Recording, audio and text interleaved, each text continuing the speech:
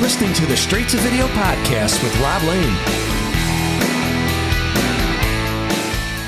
What's up? How's it going? And thanks so much for checking out and listening to my podcast, Straight to Video. Today's show is a check-in with a previous guest whose band are one of my favourite acts on the entire planet, constantly delivering great tunes and killer videos, and they have a brand new album out in the next few weeks, so a return chat was certainly overdue. Brendan Scholz is the lead singer and guitarist for Las Vegas Punk's Mercy Music, and it was way back on episode 11 of this show when we last spoke, so a lot has happened since then.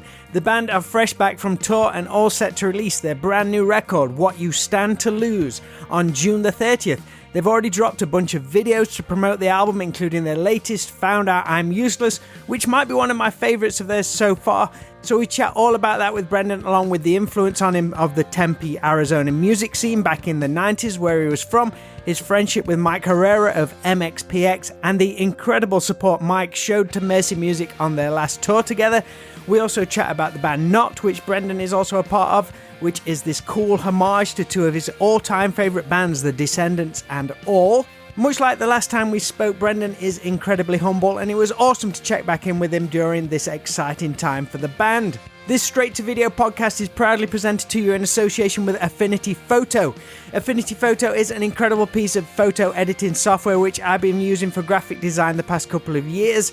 It's used to create the podcast episode artwork you see each week with the cool video cover, and it's an extremely affordable alternative to other programs on the market. So if graphic design is your thing, please check them out at affinity.serif.com. Alright, let's get into this. I hope you all check out Mercy Music and their great songs, which can be found at mercymusicforyou.com, and pick up the new album What You Stand to Lose on June the 30th. But right now, please enjoy my Straight to Video chat with Brendan Scholz of Mercy Music.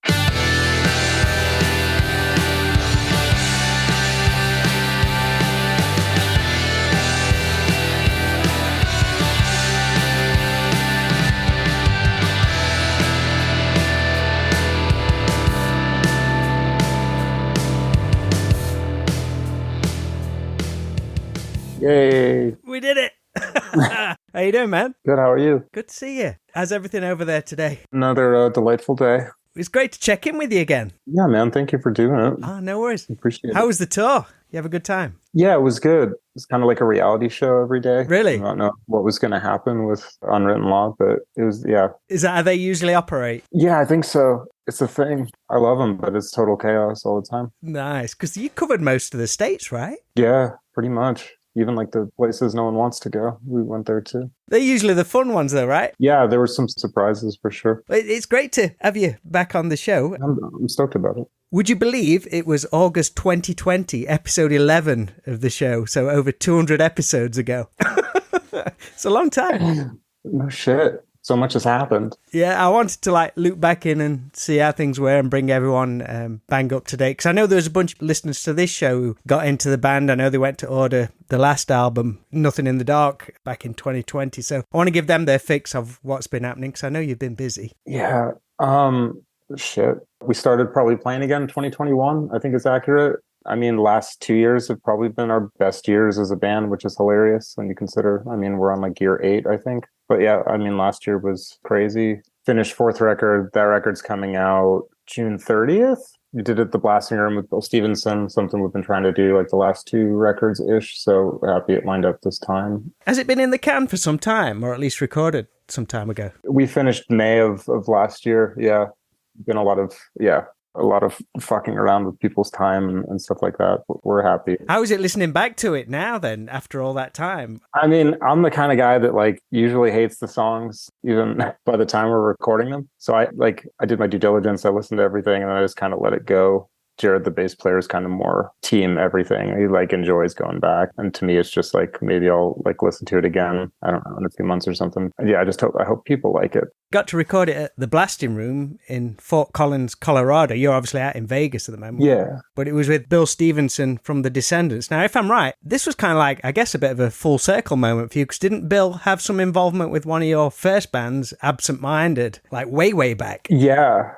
yeah, like almost 20 years ago. Very cool. That was like part of it for me. It was like I wanted to like have like a prove yourself moment that you're not like a stupid child anymore, even though I'm still kind of a stupid child. You'd stayed in touch kind of on and off though with Bill over time, right? Yeah, definitely. We've definitely stayed in contact. And like I said, like the last one for sure. I know there was some scheduling stuff with Cameron, and then I jumped back to Bill, and then Rise Against had probably that year booked most of and I can't compete with that. So yeah, happy it worked out this time for sure. How long was you out there for? 10 days. Yeah. We did the thing in 10 days. Did you have the songs pretty much down when you hit the studio? Because I think you've been writing and recording demos at Jared's home studio. Yeah. Through COVID, Jared kind of built a studio out. And it's the first time we could really demo things or have more ideas. Or to my point, I probably went overboard, which I did. And I had to let it go at a certain point. But it was really nice to have that margin for error because everything was pretty close to where it stayed. I know Bill had a couple arrangement things when we got there, but we kind of sussed that out the first day and then just off to the races. Yeah. For you as a songwriter, how does this album differ from like the last or previous Mercy Music records? Is it like a snapshot of the time between albums about what's going off? Definitely, like in my personal life. I mean, musically, I think it's more of a throwback to the very first record, and stylistically, I mean, it's still aggressive, but it's definitely more pop,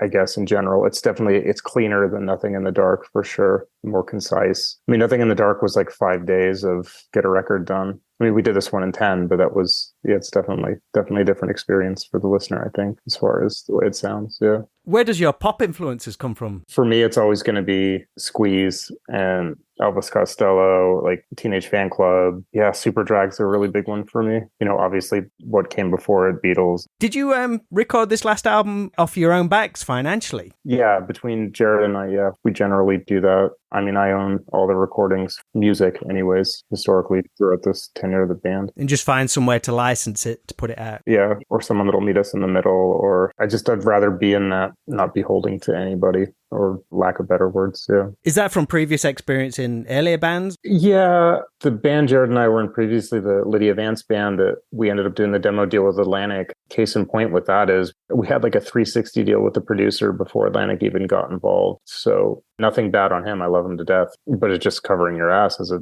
professional. I get it. And you're taking a risk recording us. But yeah, I mean, even before Atlantic was in the picture, we would have, had nothing, if things turned out a different way and the record came out. Yeah, kind of that stuff. We had opportunities with other like decent labels after that to put it out, and they didn't want to pay for the recording or to pay to re-record it. So that happened too. How was the response from labels? Because I think you spoke of like the frustration of them like simply wanting to know Spotify numbers and things like that rather than focusing on the songs, which is nuts. We got fucked around this time by a few, hence the almost year coming into this. But we technically could have gone with a slightly larger indie this time, but it wasn't the way I wanted to do it. I'm not like going to put anyone on as whatever, but the Double Helix thing is great. And Jeff and Em, who run the label, the two of them, like they're equally as invested as Jared and myself at this point in time. And I couldn't ask for a better situation. I have nothing bad to say at all. And I'm happy it went where it went. Did they approach you or was it a label you'd heard of? They did through Yotam from Useless ID, because he started doing his solo stuff through them. And now he's doing some Useless ID through them as well. And I got to give them credit for sticking around through like the 3 or 4 months where I was getting fucked around by other people too, and I'm not running away. And they're based out in Arizona, right? Where you're originally from. Yeah, and they actually live like 2 blocks away from my grandmother. No way. Which is hilarious. Yeah. It's a small world. Yeah. And I guess that's kind of a neat homecoming for you in a way. And didn't you get to do a show out in Arizona with the Descendants as well? That's the thing is like, we don't go to Arizona that much. I mean, up until the last 2 years, we've been to Arizona a lot. Started with MXPX, and then we did a tour with the Queers, and then the Descendants shows. Yeah, so we've been to Arizona a lot, which is weird for me. How is that for you? Because I know you really like the Gin Blossoms, and when you mentioned that to me one time, it's like, I can hear it so much in you. I mean, I'm a massive fan of that band, and obviously there's that whole Arizona Tempe scene back then. Yeah, that like I came up in that, and I would do Tuesdays and Saturdays with them down there for like the tip jar. They'd like take a break, and I'd do like, 2 20-minute sets or whatever when I was a kid. So it's like I was always like in the scene there. So like Gin Blossoms were a big deal. The Refreshments were. Then like the Funk Junkies were also a huge deal. They kind of had a shot for a minute. I think they were on Interscope, and they had a Kiss cover on the Tommy Boy soundtrack, but they were like a religion in Phoenix for a while. My mom showed me the Gin Blossoms, and I was like probably like second or third grade, just had the cassette. That's the thing is like actually since doing your podcast the first time, it's just like I never would have generally cited like the Gin Blossoms as a huge like off the top of my head influence. But if I look back, then they're ingrained like from an early age, like that style. You didn't have any old friends come out to the Arizona shows? Because I know you moved, was it 8th grade you moved to Vegas? So yeah.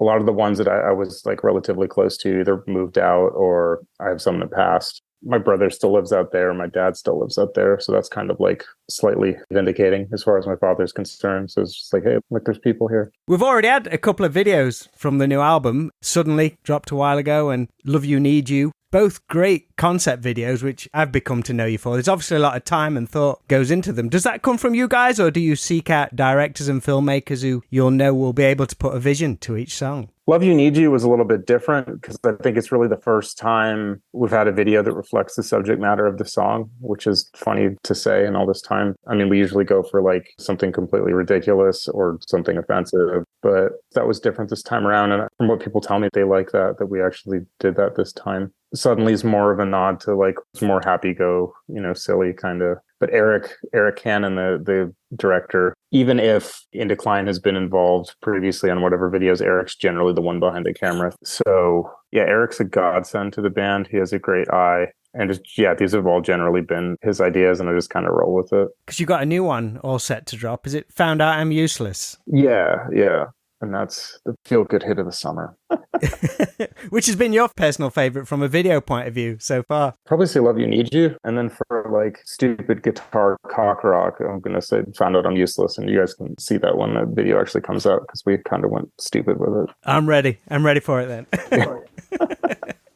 Do you like the video making process, or do you get stressed out going into it? It's not my favorite thing to do, but I really like working with Eric. Like it's always a fun. So I'm going to say, I don't mind doing it because it's like, as long as you work with people that you love, yeah, it takes that side of things away. It's cool to see it all come together. Yeah. He sends you that first edit. Yeah. I'm never not impressed or happy with anything that he sends over or does. Do you have any favorite music videos from bands you're a fan of, from which you perhaps think, I'd love to do that one day? I remember the starting point for the Song 4 video was kind of Black Hole Sun, because that video fucks super hard. But it really does. Like, even if you go back and watch it now, I love Basket Case just for the Technicolor side of things. I love that video still. And there's nothing like spectacular, but just visually and the performance. I didn't have cable television until like 2001. So like anytime it was like me seeing that stuff was like at someone else's house or vacation or something like that. So once you clicked on YouTube that first time, you never left for days because you were watching all those old videos. Like I remember when there was like an end to YouTube. Like that's how, like I remember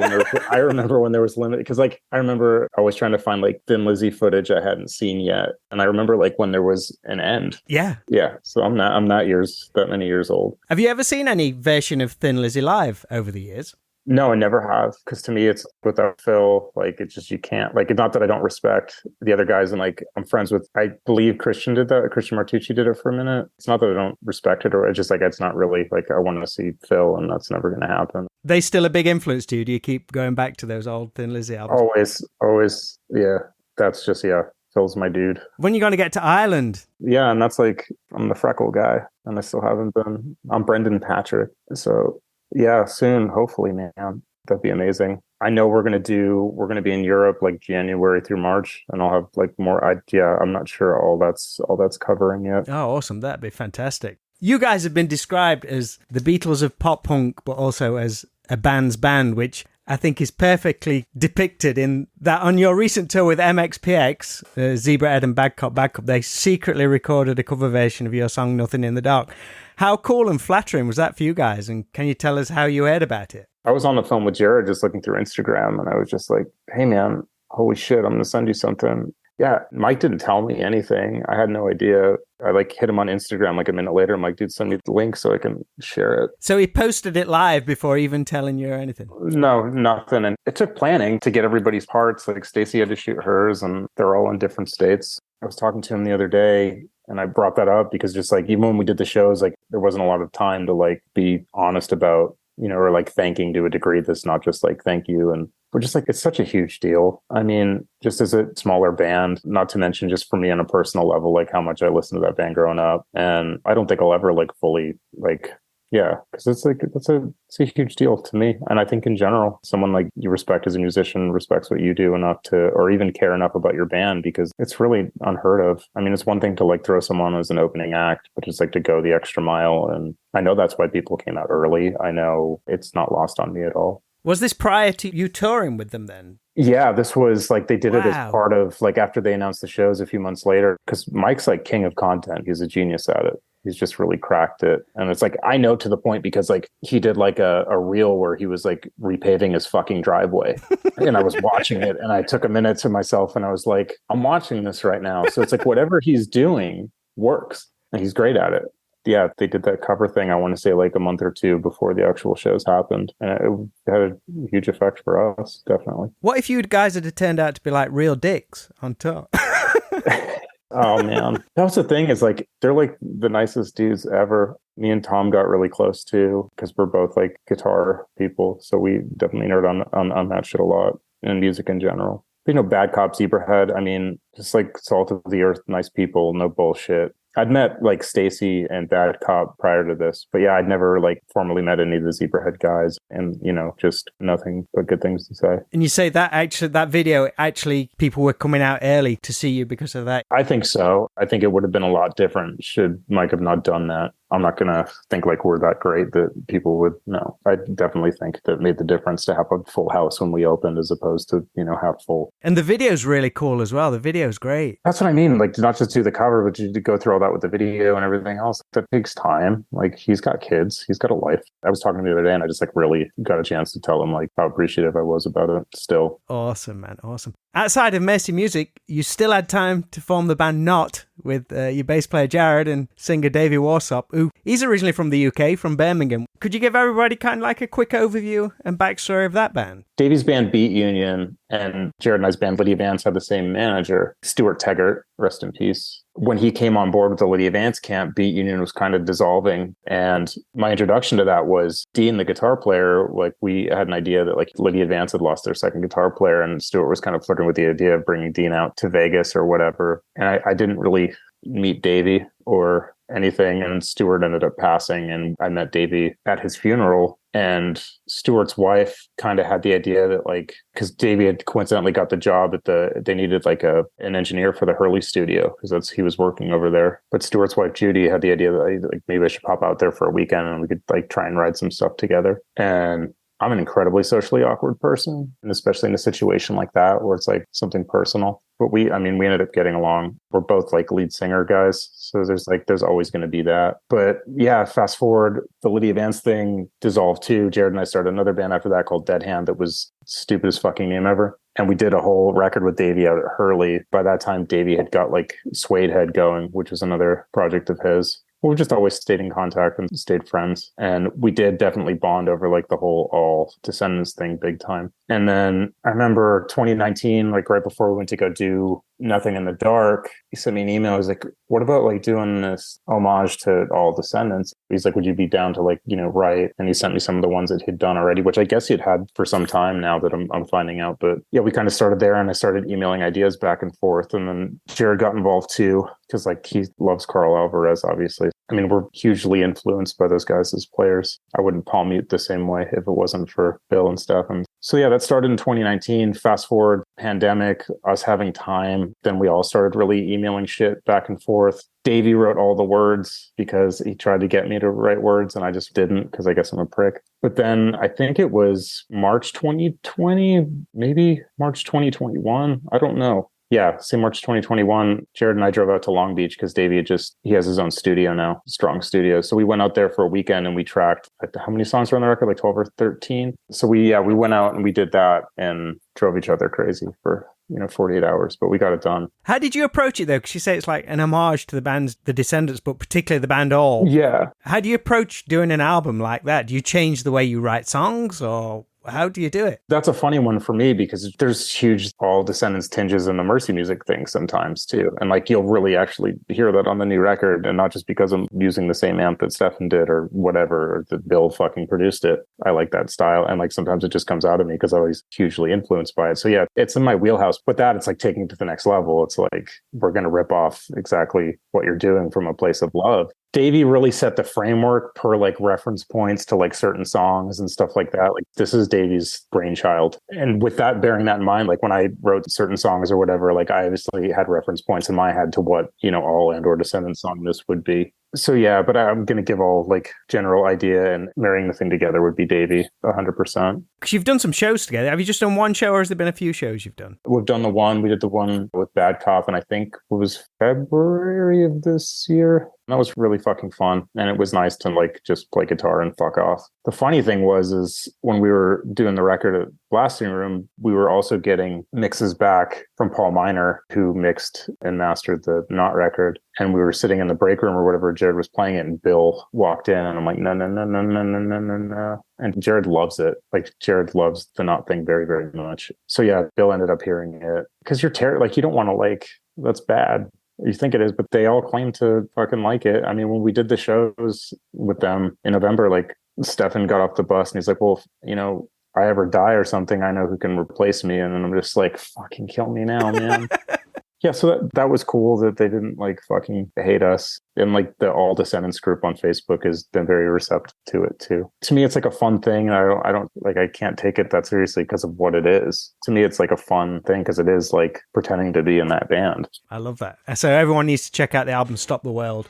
If Only is such a tune, dude. Yeah, that's Davey, man. Like Settle Down. That was a single. That one's one of mine. But yeah, no, Davey's a songwriting genius. He knows I'd say that. Yeah, when you come to the UK, he'll have to give you some pointers on where to go in Birmingham. All the heavy metal birthplaces, Judas Priest and Black Sabbath and all Sabbath, that kind of stuff. What are your Mercy Music tour plans like in the States? You've just finished the run with Unwritten Law, but anything lined up around the album release? We're going to have headlining dates starting the 28th West Coast. I'm not going to like out it all now, but we're going to have, it'll be fun and funny at the same time. So we're going to do a handful of West Coast shows starting the 28th. And then we got kind of fucked for Europe for summer. So again, that's going to be 2024. I don't want to say anything else because nothing's really cemented. Plan right now is to stay as busy as possible through the summer. And then I may be doing some solo stuff in the fall. Try and just like, think smarter, not harder about not having to be out 2 months shoveling shit. It's just like being strategic because it's a different climate, man. It's hard for a band to stay out.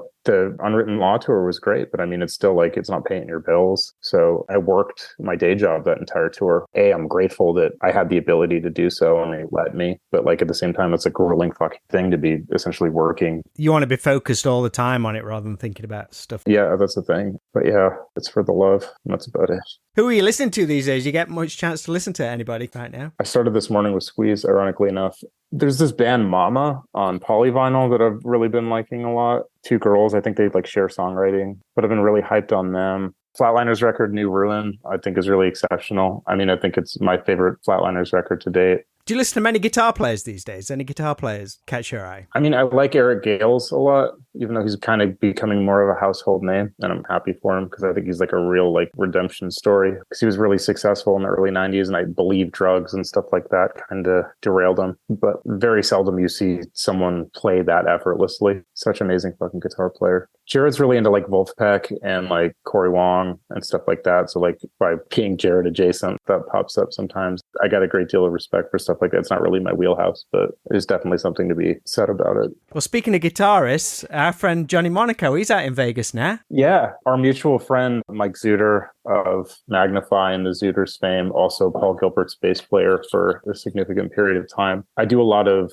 cover work with Mike. He's like the only guy I'll really work with. Me and him get along really well. And also he's like light years ahead of me as a guitar player. So there's no point in even like trying to be good. Johnny's also in that category. So like when Johnny moved out, Johnny kind of joined it up with us. We do like all rock request. So it was like the three Village Idiot guitar players. Like, I'd love to hear the banter between that, because that'd be entertaining. no, it's amazing because I'm like Larry David, Monaco's like fucking Woody Allen, and then there's Zuder. I love fucking Zuder's just calls it as he sees it. No, but then I'm up there with fucking those dudes, and I'm like, what the fuck am I like even doing here? Like both doing Eruption and like fucking just like, I love Johnny. And then I remember after that, I got us like a really well-paying gig through a friend at MGM that ended up being like a live band karaoke. And Mike Zuder had another gig. So Johnny became like the band leader by default. So it's like, yeah. And that was just, yeah. And we thought like we blew it so hard. And it turns out the next day that they liked us so much, they paid us double what the original fucking. And I was just like, it was like such a fucking train wreck, man. I love Johnny, man. It was just like, yeah. I love him to death. Strangely enough, I was listening back to our chat from 2020 and we spoke about your run-in with the band Rat many years ago, and Johnny's now out touring with Rat frontman Stephen Pearcy. Yes, he is. I've been enjoying watching his Instagram clips of that. Will you be going out to hang out and maybe remind Stephen Pearcy of an incident? Yeah, right? If you even fucking remember that year. Sorry. Yeah, between him and Mike, they don't need the fucking third party up there trying to fuck my way through. Like, I can play guitar like the way I play guitar. Me playing guitar the way someone else plays guitar is a different thing. They had you up there for a reason, though, mate. So don't put your son down for that. Yeah, no, I take it as a compliment that they think I'm worthy enough. But yeah, two of the best guitar players I know, hands down. Brilliant stuff. Well, it's been great to see you again and chat and catch up. You as well, man. I'm excited for the new record when it drops in a few weeks. Thanks, man. I hope people like it. That's all I've said about it. Well, you take care. Enjoy the rest of your day, and I shall speak to you soon. You too. Thank you so much, man. I appreciate it.